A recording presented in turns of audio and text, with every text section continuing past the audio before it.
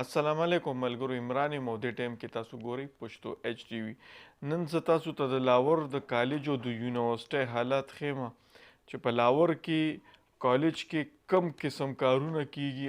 زه تاسو ته ښیم، دا ویډیو تاسو مکمل وګورئ.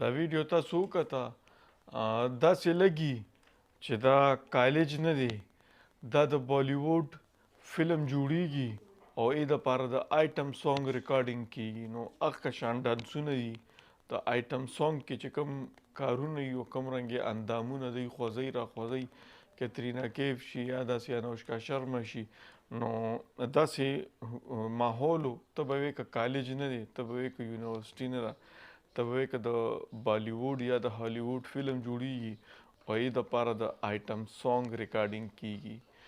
څوک چې په زوم چینل باندې نوي دي نو زموږ چینل هم سبسکرایب کړئ چې دا رنګې کسان زه تاسو ته ایکسپوز کوم، ښکاره کوم یې درته. مننه.